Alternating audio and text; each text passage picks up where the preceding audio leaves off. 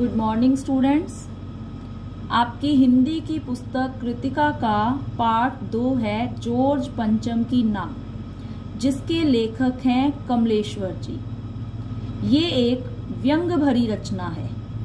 व्यंग करना मतलब किसी पर ताने कसना। इसमें जो लेखक ने मतलब भारतीयों पर ही ताने कसे हैं कि भारतीय लोग जो दूसरों की नाक बचाने के लिए अपनी नाक तक कटवा सकते हैं। देखिए नाक, इसमें जो नाक शब्द का अर्थ है उसका अर्थ क्या है? इज्जत। हम कई बार मुहावरे भी पढ़ते हैं, नाक ना रहना, नाक रख लेना, मतलब नाक का अर्थ क्या लिया गया है? इज्जत। तो इसमें लेखक ने कुछ ऐसा बताया है कि जिससे हमें ये पता चलता है कि भारतीयों ने अपनी ही नाक कटवा दी। किसके लिए? जॉर्ज पंचम। अब जॉर्ज पंचम कौन है? जो जॉर्ज पंचम है एक ब्रिटिश शासक था, जिसने मतलब काफी समय तक भारत पर शासन किया। वैसे ये एक अच्छा शासक माना गया है, जिसने भारतीयों के लिए कई कार्य भी किए। इसने मतलब भारतीयों का कल्याण भी किया, उनके हित के लिए कार्य किए। लेकिन था ये ब्रिटिश शासन। जब ब्रिटिश हम पर राज किया करते थे, मतलब इन्होंने, जो जॉर्ज पंचम थे, इन्होंने 1911 से लेकर 36 तक भारत पर शासन किया। इनका जन्म हुआ था 1865 में और 1911 से 36 तक का जो इनका टाइम था वो इन्होंने भारत पर शासन किया था, जॉर्ज पंचम ने। अब इसमें एक वो घटना बताई गई है कि जब जॉर्ज पंचम की जो पोती थी रानी एलिजाबेथ, जो इंग्लैंड की रानी थी, जिसके पति का नाम था फिलिप प्रिंस, तो उसने एक बार मतलब भारत, नेपाल और भी कई देशों का दौरा करने के लिए आना था। मतलब कि कई देशों की यात्रा पर वो निकली थी। तो उसके स्वागत की जो तैयारियां की गई थी उस बारे में इस पाठ में बताया गया है। और जॉर्ज पंचम की नाक, इस पाठ का नाम इसलिए रखा गया है क्योंकि जब एलिजाबेथ ने भारत की यात्रा पर आना था तो जो वहां जॉर्ज पंचम की मूर्ति बनी हुई थी कि उसकी देख रेख के लिए सब लोग लग गए। जो सारी सरकार थी हमारी, वो सब उसकी देख रेख में लग गए। वो मतलब एलिजाबेथ को उसके स्वागत में उसको दिखाना चाहते थे कि उसके जो दादा थे जॉर्ज पंचम, कि उन्होंने भारतीयों के लिए, ठीक है, उनके हित के लिए कार्य किए, लेकिन थे तो वो एक ब्रिटिश शासक, कि उसकी मूर्ति के बारे में कहें या केवल उसकी नाक के बारे में कहें, कि एक जो इसमें घटना बताई गई है। तो इसमें देखिए लेखक जो है कमलेश्वर जी, वो क्या बताते हैं। यह बात उस समय की है जब इंग्लैंड की रानी एलिजाबेथ द्वितीय में अपने पति के साथ हिंदुस्तान पधारने वाली थी। तो इसमें जो लेखक ने घटना बताई है कि वो बताई है कि जो इंग्लैंड की रानी थी एलिजाबेथ, जो अपने पति के साथ, उनके पति का नाम मैंने आपको बताया फिलिप प्रिंस, तो उनके साथ वो हिंदुस्तान आने वाली थी। अखबारों में उनकी चर्चा हो रही थी। रोज लंदन के अखबारों से खबरें आ रही थी कि शाही दौरे के लिए कैसी कैसी तैयारियां हो रही हैं। तो इसमें वही था कि अब जो रानी एलिजाबेथ थी, जो इंग्लैंड की रानी थी, कि जब उसने हिंदुस्तान आना था तो वहां के अखबारों में जो खबरें छप रही थी कि वहां उनके आने के लिए कैसी कैसी तैयारियां हो रही हैं। आगे है, रानी एलिजाबेथ का दर्जी परेशान था कि हिंदुस्तान, पाकिस्तान और नेपाल के दौरे पर रानी कब क्या पहनेगी। तो इस तरह से उनकी खबरें जो छप रही थी, यहाँ तक कि उनके दर्जी के बारे में भी खबरें छप रही थी कि जब रानी एलिजाबेथ हिंदुस्तान जाएगी, पाकिस्तान जाएगी या नेपाल जाएगी, तो वो कब क्या पहनेगी। उनका सेक्रेटरी और शायद जासूस भी उनके पहले ही इस महाद्वीप का तूफानी दौरा करने वाला था, कि उनके जो जासूस जो थे वो उनसे पहले एक बार इन देशों का दौरा करने के लिए आ रहे थे, ताकि इस बारे में जो रानी थी उनको कुछ बता सकें। आखिर कोई मजाक तो था नहीं। जमाना चूंकि नया था, चूंकि मतलब क्योंकि जमाना नया था। अब जो जबकि ये बात बताई गई है उस समय मतलब हमारी जो सरकार खुद की थी, जो भारत था वो एक स्वतंत्र देश बन चुका था।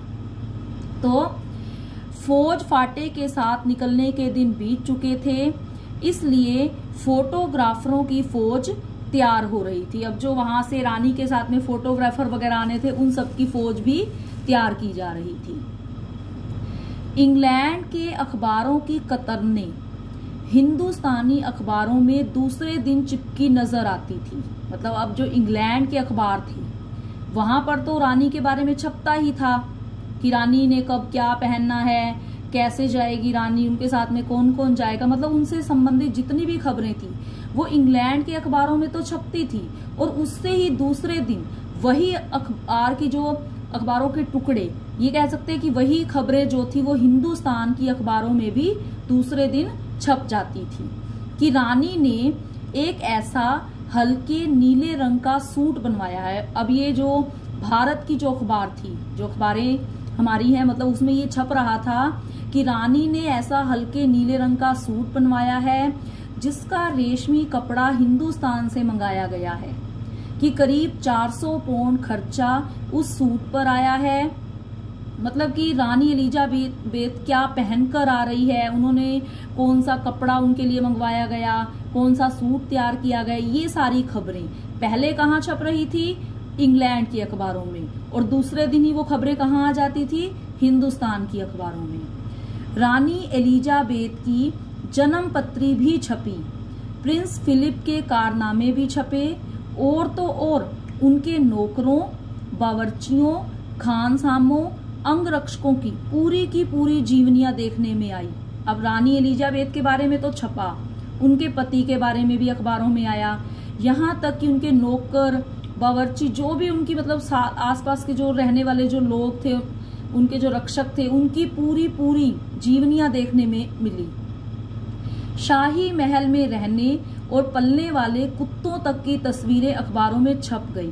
अब देखिए इसमें लेखक ने ये कहा है कि शाही महल की, वहां के राजा राजमहल में पलने वाले कुत्तों तक की तस्वीरें छप गई। मतलब इस बात से लेखक क्या सिद्ध करना चाहते हैं, मतलब लेखक यही बताना चाहते हैं कि जो भारतीय अखबार थे ना, वो भी ये सारी खबरें छाप रहे थे, कि जो इंग्लैंड के अखबारों में जो खबरें आती थी अगले दिन भारतीय अखबारों में आ जाती थी। मतलब जो भारत के लोग थे वो भी एक तरह से उनके स्वागत में, जैसे स्वागत की तैयारियां करने में जुट गए थे, उनसे संबंधित हर एक चीज को वो बताना चाहते थे। जबकि वो इंग्लैंड की रानी थी, और जबकि ब्रिटिश लोगों ने हमारे भारत देश को काफी समय तक गुलाम बनाए रखा, उसके बावजूद भी जो भारतीय लोग थे, जो हमारी भारतीय सरकार थी, कैसे उनके स्वागत की तैयारियों में जुटी हुई थी। बड़ी धूम थी, बड़ा शोर शराबा था, शंख इंग्लैंड में बज रहा था, गूंज हिंदुस्तान में आ रही थी। गूंज मतलब आवाज, कि शंख तो कहाँ बजता था, इंग्लैंड में, सारी खबरें इंग्लैंड में ही छपती थी पहले, वहां पर ही जो रानी के बारे में सब कुछ बताया जाता था। तो लेकिन उसकी जो आवाज थी वो कहाँ तक आ रही थी, हिंदुस्तान तक आ रही थी। इन खबरों से हिंदुस्तान में सनसनी फैल रही थी। मतलब जो लोग थे वो एक तरह से उत्साहित थे रानी के बारे में जानने के लिए। राजधानी में तहलका मचा हुआ था। यहाँ राजधानी की बात की गई है, मतलब दिल्ली की, कि उस समय दिल्ली में खूब शोर शराबा मचा हुआ था, क्योंकि रानी एलिजाबेथ ने आना था। जो रानी 5,000 रुपए का रेशमी सूट पहनकर पालम के हवाई अड्डे पर उतरेगी, उसके लिए कुछ तो होना ही चाहिए, कुछ क्या बहुत कुछ होना चाहिए। जिसके बावर्ची पहले महायुद्ध में जान हथेली पर लेकर लड़ चुके हैं, उसकी शान शौकत के क्या कहने। और वही रानी दिल्ली आ रही है। नई दिल्ली ने अपनी तरफ देखा और बेसाख्ता मतलब अपने आप ही मुंह से निकल गया, वह आए हमारे घर, खुदा की रहमत। कभी हम उनको, कभी अपने घर को देखते हैं। और देखते देखते नई दिल्ली का काया पलट होने लगा। काया पलट जाना मतलब बदलाव होना, बदल जाना। अब इसमें यह बताया गया है कि रानी एलिजाबेथ के आने पर नई दिल्ली में क्या क्या बदलाव हुए, कि वहां पर कितना शोर शराबा था, जो हमारी सरकार थी कैसे वो रानी के स्वागत की तैयारियों में लग गई, जो भारतीयों की समस्याएं थी जिनकी तरफ उन्हें ध्यान देना चाहिए था उनकी तरफ ध्यान नहीं दिया जा रहा था। सारा ध्यान कहाँ था कि रानी का स्वागत कैसे किया जाए। तो नई दिल्ली का काया पलट हो गया। काया पलट मतलब बदलाव। अब देखिए उसमें क्या क्या चेंजिंग हुए। और करिश्मा तो यह था कि किसी ने किसी से नहीं कहा, किसी ने किसी को नहीं देखा। मतलब कि वैसे तो कोई समस्या होती है तो उस पर इतनी ज्यादा डिस्कशन होती है, इतना लंबा समय उसमें चला जाता है, लेकिन अब देखिए किसी को कुछ कहने की जरूरत नहीं पड़ी कि वहां क्या हुआ, सड़कें जवान हो गई, बुढ़ापे की धूल साफ हो गई, इमारतों ने नाज नीनों की तरह श्रृंगार किया। मतलब जो टूटी फूटी सड़कें थी वो सब सही हो गई, जो इतने समय की उस पर धूल मिट्टी जमी थी, कितने समय से मतलब जो साफ नहीं की गई थी, अब वो भी साफ कर दी गई। और जो इमारतें थी, जो मेन बिल्डिंग्स थी, वो एक नाज नीनो मतलब एक कोमल स्त्री की तरह उसे श्रृंगार कर दिया गया, मतलब उसे सजा दिया गया। लेकिन एक बड़ी मुश्किल पेश थी, वह थी जॉर्ज पंचम की नाक। अब देखिए दिल्ली में सारी तैयारियां हो गई, जो इमारतें थी उन्हें सजा दिया गया, जो सड़कें थी वो साफ कर दी गई। अब कौन सी मुश्किल रह गई, जॉर्ज पंचम की नाक।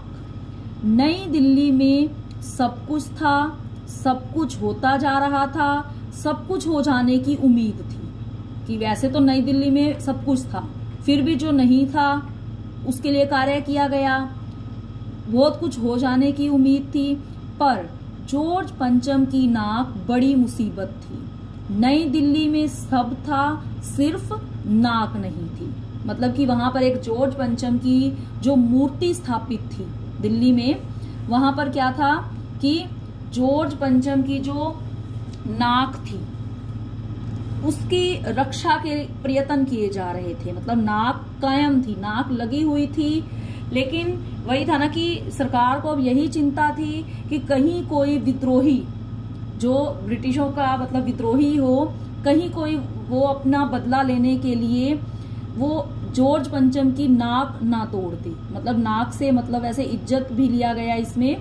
तो अब जो सरकार थी उन्हें ये खतरा लगा हुआ था कि जो जॉर्ज पंचम की जो मूर्ति है कि उसकी नाक रानी के आने तक कायम रहे।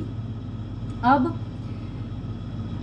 सिर्फ नाक नहीं थी, इस नाक की भी एक लंबी दास्तान है। दास्तान मतलब कहानी। ये जो सारा पाठ है, ये जो सारी मतलब घटना है, ये इस नाक के पर आधारित है। इस नाक के लिए बड़े तहलके मचे थे। किसी वक्त आंदोलन हुए थे, राजनीतिक पार्टियों ने प्रस्ताव पास किए थे, चंदा जमा किया था, कुछ नेताओं ने भाषण भी दिए थे, गर्मा गर्म बहस भी हुई थी, अखबारों के पन्ने रंग गए थे। बहस इस बात पर थी कि जॉर्ज पंचम की नाक रहने दी जाए या हटा दी जाए। मतलब अब जो मेन जो डिस्कशन थी वो ये थी कि जॉर्ज पंचम की नाक रहने दें या हटा दें। और जैसा कि हर राजनीतिक आंदोलन में होता है, कुछ पक्ष में थे, कुछ विपक्ष में थे। मतलब कुछ का कहना यह था कि जॉर्ज पंचम की नाक को तोड़ दिया जाए क्योंकि वो एक ब्रिटिश शासक था। कुछ ये भी कहते थे कि नहीं, जॉर्ज पंचम की नाक रहने दी जाए, कि चाहे वो एक ब्रिटिश था लेकिन उसने भारतीयों के हित के लिए कार्य किए। तो कुछ पक्ष में थे, कुछ विपक्ष में, और ज्यादातर लोग खामोश थे, मतलब जो किसी भी साइड नहीं थे।